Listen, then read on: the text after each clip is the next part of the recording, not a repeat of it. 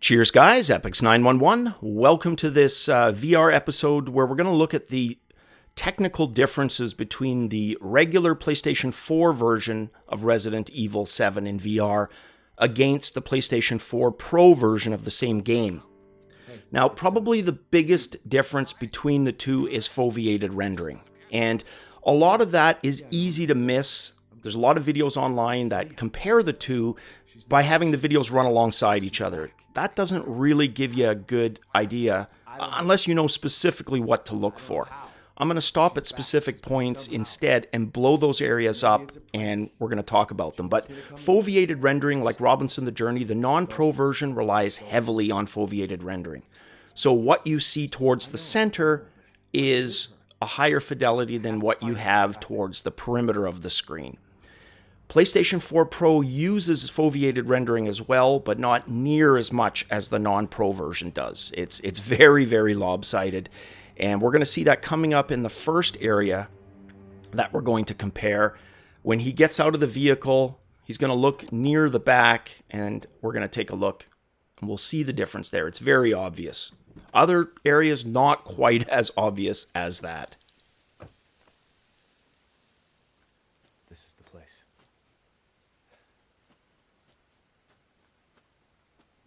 As we come around here to the trunk, you can see now there's two pictures. The left-hand side, obviously the regular PlayStation 4 version. Now look at where the arrow is pointing. You're going to notice a checkerboard pattern. That checkerboard pattern through your actual HMD is going to appear blurry. And it's actually that checkerboard pattern when it's captured via video capturing. There's a bar on the right-hand side and typically also one on the left-hand side, and on occasion you're going to have one on the top and bottom. Now this isn't unique to the non-pro version. It's just that the pro version relies on it way, way less. For example, this whole scene, it doesn't rely on it at all, whereas the PlayStation 4 regular relies on it heavily. And that's probably the biggest difference between the two right off the bat. So the next thing we're going to look at is the difference in plant textures, so foliage. You're going to see the crispness. Now ignore the brightness difference. Like I said, those are just the settings of the PlayStation. Instead, look at the texture detail on the leaves. So here you go. Left-hand side, that's the non-pro. Don't even need to say that. It's pretty obvious. You can see the textures a little bit more washed out, not as crisp in terms of the borders of each of the leaves, but the texture itself, that is the huge differentiator right there. A lot of the regular textures, you're not going to notice it as much as you do with plants. And that's why I specifically point this out. And there are sections of the game relying on plants heavily. And those are the ones that really benefit on the PlayStation 4 Pro. Now, the next thing we're going to look at is terrain. So the ground, the dirt, the water, the mud, rocks. Just like with the plants, the PlayStation 4 Pro version looks quite a bit more detailed. So you're going to see here immediately. And that's the kind of thing, if you're playing the game, you're going along at a regular clip, you're likely not going to notice that. And the comment from somebody would be, you know what, I didn't notice much of a difference. And fair enough, you wouldn't. Why would you, right? You're not stopping and staring at half these textures. But if you do, you can see the difference. Now you compare that with the plants, plus the foveated rendering, and you can see there are quite a few differences. Now, it's going to be up to everyone as an individual to determine, look, is that enough of a difference to justify $500? If you've already got the 4, probably not. And, you know, if it wasn't for the fact that I had the channel and wanted to do videos comparing the two from time to time, I probably wouldn't either. But there are differences.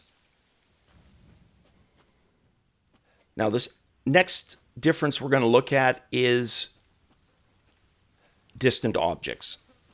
The PlayStation 4 Pro is able to retain detail further in the distance than the regular version. And it's another one of those techniques that game programmers will use.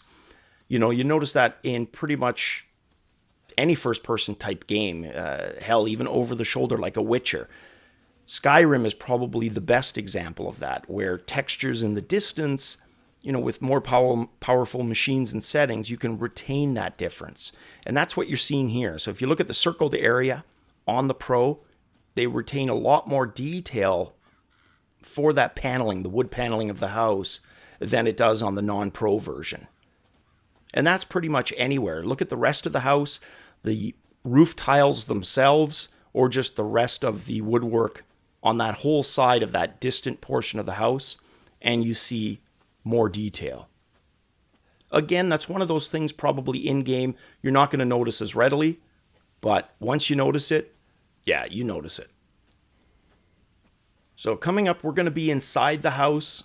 We're going to look at anti-aliasing. And basically that is the jaggedness of a line. So we say aliasing if there's jaggedness on a line. Anti-aliasing is basically removing that jagged look. So a line looks smoother. That's a technique for PC gaming that's been basically around forever. And it's when you hear stuff like 4 times AA. And it's different from anisotropic filtering, which is a whole different thing. But yeah, it's the jaggedness of the line. So you look here, the regular version on the left-hand side, the lines that border the light coming in through the blinds, the shutters there, more jagged on the non-Pro version, smoother lines on the Pro side. And there's 2 arrows. You're going to see that in both instances. The line is much smoother on the Pro version. Again, that's throughout the game, and you likely wouldn't notice it just running by, but it's a big difference between the two.